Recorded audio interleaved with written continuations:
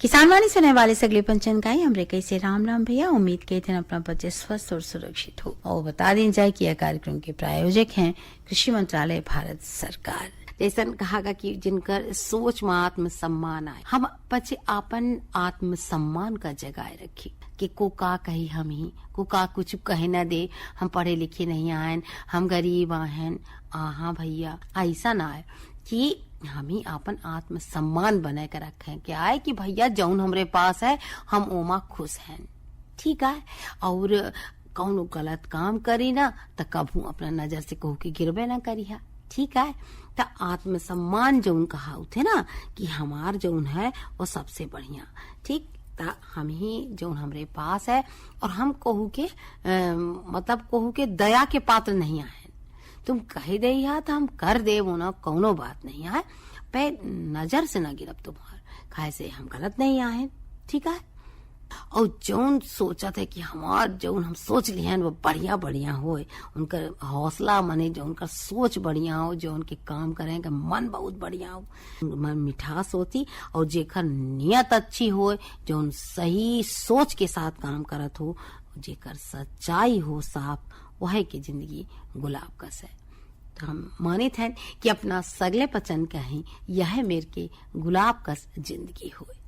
और अब और बात कही करब इससे पहले अपना का सुनवा दीन जाए।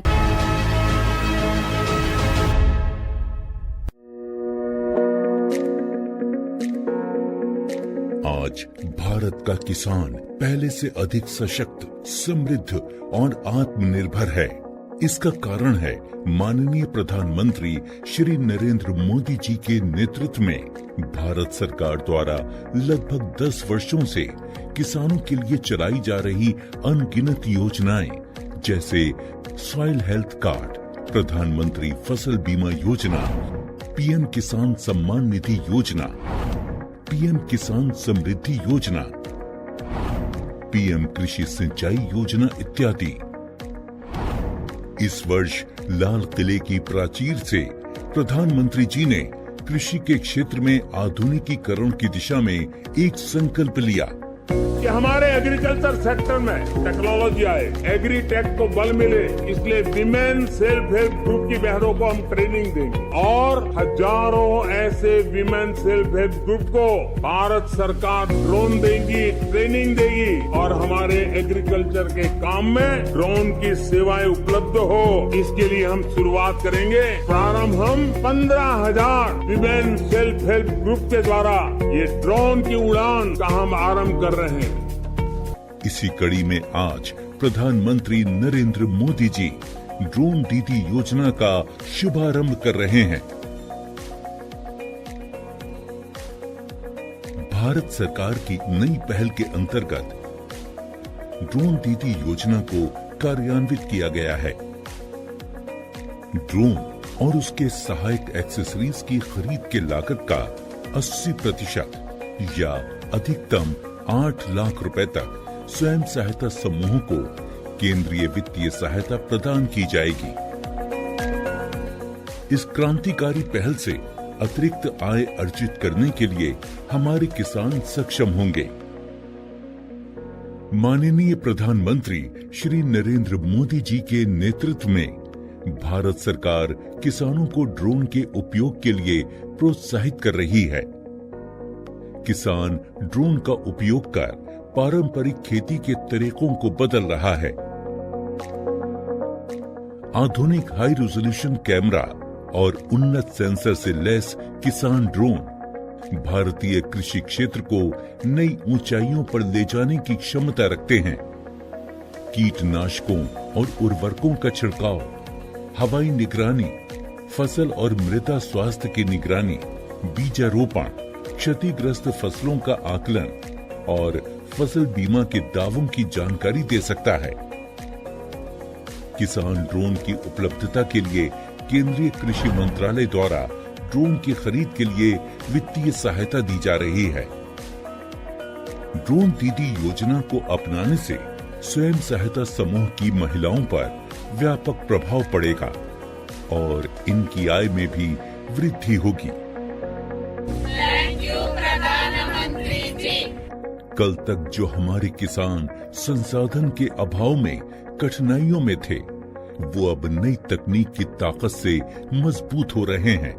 और यही परिवर्तन हमारा नया भारत है, जिसकी गूंज पूरी दुनिया में सुनाई दे रही है। का सुनावा जाए जानकारी। जिले के सभी किसान भाइयों को मेरा सबसे पहले नमन। और मैं भागवत प्रसाद पंद्रे, कृषि वानिकी विशेषज्ञ, कृषि विज्ञान केंद्र शहडोल कल्याण पदस्थ हूँ।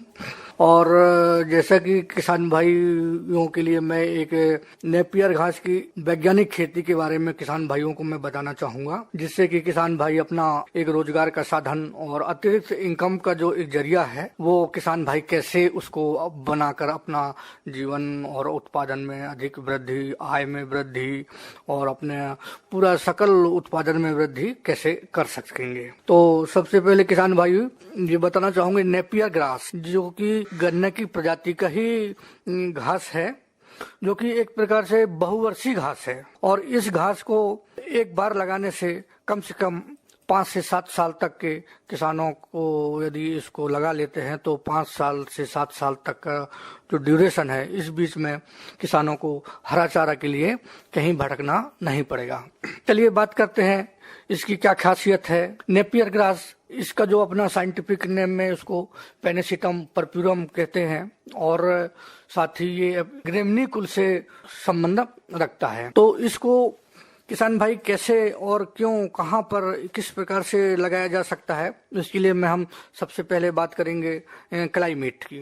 क्लाइमेट जहाँ तापक्रम अधिक हो और जहाँ बरसात के रेनी सीजन, ह्यूमिडिटी और कम से कम जो 200 mm की जो जहाँ बारिश होती है, वहाँ उस क्लाइमेट के लिए ये उपयुक्त मानी जाती है। साथ ही इसकी जो भूमि है, भूमि की बात करते हैं किसान भाइयों, तो क्या है कि ये हमारे भारतवर्ष में कहीं भी इसको ओवरऑल इंडिया में कहीं भी उगाया जा सकता है। इसके लिए स्पेशली ऐसा कुछ वेरी नहीं करता है।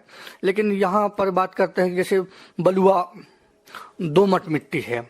यदि बलुआ दोमट मिट्टी जो कि अपने शहडोल जिले में बहुत ही अच्छी और इसके लिए उपयुक्त बेस्ट क्वालिटी का जो सॉइल है अपने शहडोल जिले में उपलब्ध है, तो अपने यहाँ की भूमि के लिए बहुत अच्छी क्वालिटी की जो घास है उसको उत्पादन किया जा सकता है। अब बात आते हैं कि जो भूमि की तैयारी है, किसान भाई भूमि की तैयारी कैसे करें। अपने खेत को, जिस किसान भाइयों को यदि इसको लगाना है और जो पशुधन व्यवसाय वाले लोग हैं उनको लगाना है, तो कम से कम खेत की 2 से 3 जुताई अवश्य करें और पाटा लगा दें और मिट्टी को बढ़िया भुरभुरा कर लें और अपना बीच से एक मेड़ जैसी ऐसे 2-2 फीट की दूरी पर मेड़ जैसे बना लें और उसके ऊपर जो है रूट स्लिप है वो उसको लगा सकते हैं। अब बात आती है किसान भाइयों की किन किन किस्मों का चयन करना चाहिए।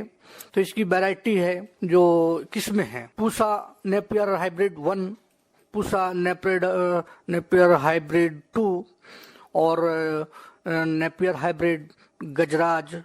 ये जो है हमारे IRI न्यू दिल्ली से विकसित की गई वैरायटी है, जो कि अपने मध्य प्रदेश और शहडोल जिले के लिए बहुत ही उपयुक्त और बहुत ही शानदार रिजल्ट देने वाली किस्में हैं। और दूसरी इसमें IGFRE 3, IGFRI 6 और 7, ये वैरायटी भी बहुत ही अच्छी उपयुक्त किस्म की हैं, जो कि अपने यहाँ आसानी से ग्रो हो जाती हैं।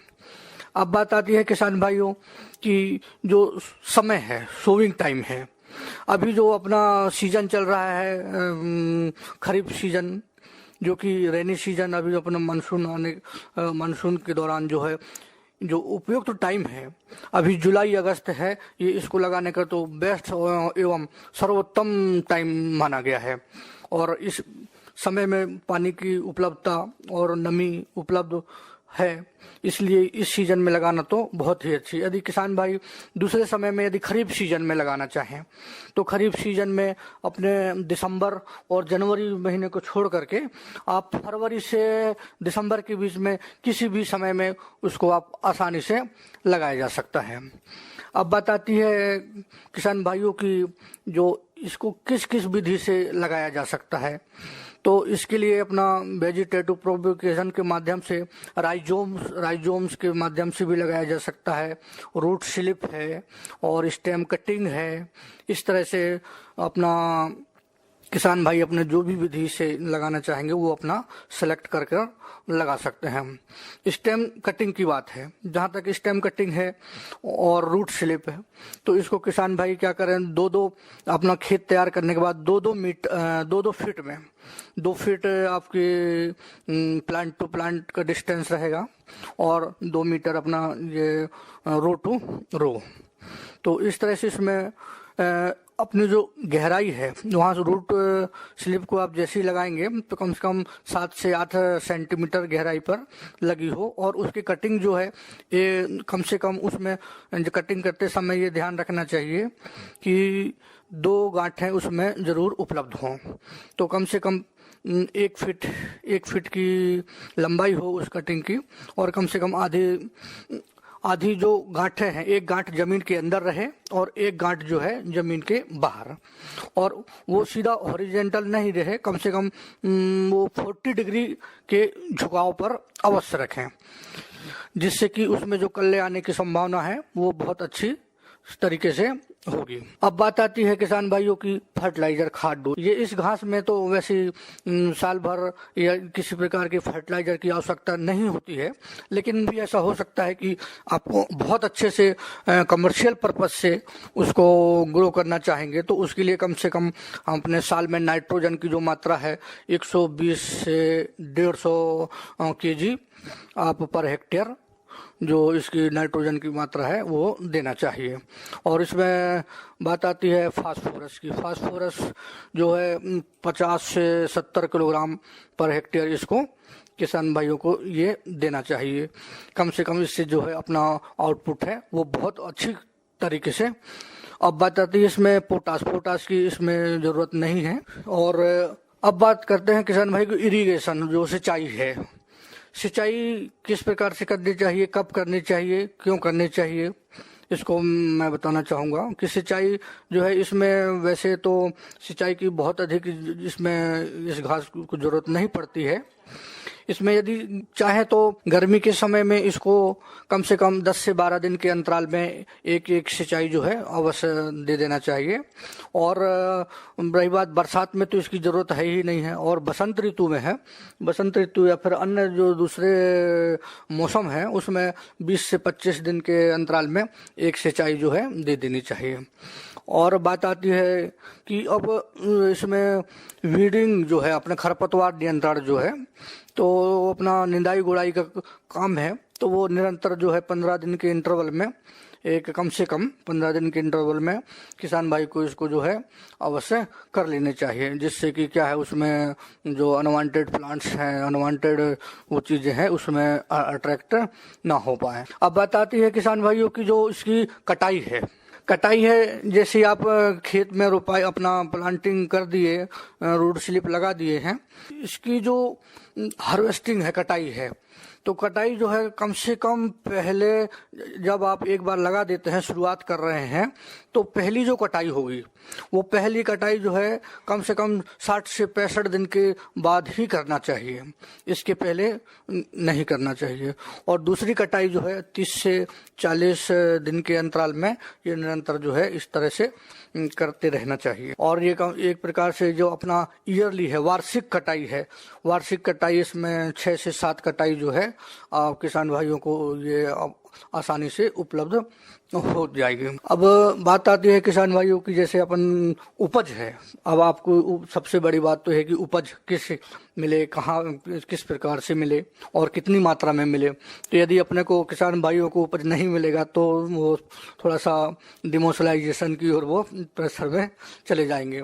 तो उपज जो है एक नॉर्मल तौर पर 1000 कुंटल पर हेक्टेयर जो है ये एक नॉर्मल उपज है।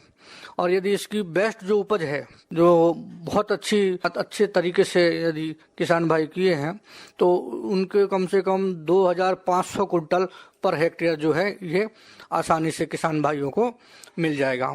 और इस तरह से किसान भाई अपना जो इस फसल को उगाते हैं तो 1 हेक्टेयर में कम से कम, अभी शुरुआत में कर सकते हैं, 1 हेक्टेयर ना कर सकें तो कम से कम 1 एकड़ में अपनी बैरन लैंड है कहीं और दूसरी जो खाली जमीन पड़ी हुई है उसमें 1-2 जुताई करके, और किसान भाई कम से कम 11,000 रूट स्लिप 1 एकड़ में 2 फीट की दूरी में यदि लगा रहे हैं तो 11,000 रूट स्लिप जो है 1 एकड़ में आ जाएगा। और उसका खर्च जो है कम से कम 2,500 रुपया, और अपना जो अलग अलग तरीके से निंदाई का खर्चा है, और अपना जो एक मोटा मोटा जो अपना इनकम है, मोटा मोटा जो खर्च है, टोटल 1 एकड़ में किसान भाई 21,000 रुपये तक का आता है। और उसमें से यदि किसान भाई पर डे और पर ईयर का जो अपन कैलकुलेशन करेंगे तो कम से कम 3 लाख रुपया पर एकड़ हर साल का किसान भाई उपज जो है आसानी से प्राप्त कर सकते हैं। और इस तरह से इसको जो है एक अतिरिक्त आय का जरिया भी बना सकते हैं, और एक बेरोजगार युवाओं के लिए ये करना चाहें तो एक प्रकार का एक ये एम्प्लॉयमेंट के रूप में, व्यवसाय के रूप में भी कर सकते हैं। और वैसे भी अपने देश में, हमारे देश में मिल्क उत्पादन में हम प्रथम स्थान पर हैं, ये सबसे बड़ी बात है।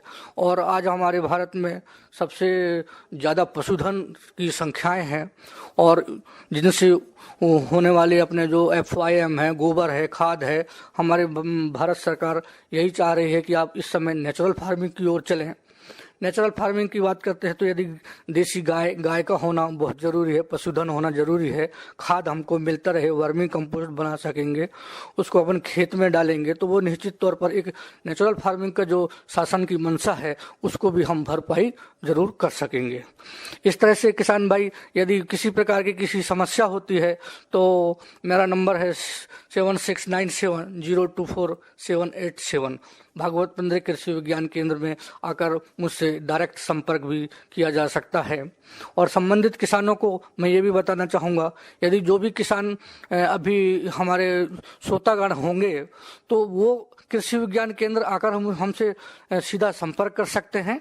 और हम उनको अभी सीजन जो है जुलाई अगस्त का है तो हम प्रति किसानों को हम 1 एकड़ के लिए हम रूट सिर्फ हम बिना किसी पैसे के फ्री ऑफ कॉस्ट जो है अभी हमारे कृषि विज्ञान केंद्र की तरफ से हम 1 एकड़ के लिए हम प्रोवाइड कर सकते हैं और किसानों को अभी दे सकते हैं। उसके लिए खास आपको खसरा नंबर लेके आना पड़ेगा, और आधार कार्ड और मोबाइल नंबर। इस तरह से ये चीज़ें लेकर आप हमसे सीधा संपर्क करें। और अभी जो पीक टाइम है उस बीच में इस समय का लाभ उठाकर हमारे यहाँ से रूट स्लिप हम बीज फ्री ऑफ कॉस्ट पे दे सकेंगे, और आपको इसको लगा लें अपने खेतों में तो बहुत ही बढ़िया होगा। और जिससे आप अपना जो पशुधन, गाय, भैंस, बकरी, ऊँट, घोड़ा जो भी है, एवं मत्स्य पालन, मुर्गी, इनमें भी हरा चारा का बहुत ही महत्वपूर्ण स्थान है। तो खासकर गर्मियों के सीजन में हमारे शहडोल जिले में बहुत ही हरे चारे की समस्या होती है। तो ये समझता हूँ कि यदि हमारे किसान भाई, शहडोल जिले के किसान भाई इस गर्मी के समय में दूध व्यवसाय वाले हैं, पोल्ट्री वाले हैं, चाहे अपना डेयरी वाले हैं, यदि इसको अपनाते हैं और अपना चारा लगाते हैं तो मैं समझता हूँ कि निश्चित तौर पर इसको अपना करके बहुत अच्छा इनकम, और जिससे कि उनकी दूध की क्वालिटी, पशुओं की हेल्थ और इन सब में उनको बहुत ही अच्छा योगदान रहेगा। इन्हीं शब्दों के साथ मैं अपनी वाणी विराम देता हूँ। जय हिंद, जय भारत, जय जवान, जय किसान, जय कृषि विज्ञान। यह जानकारी के बाद भैया चला जाए और अगले पंचन से की जाए। जय जवान, जय किसान।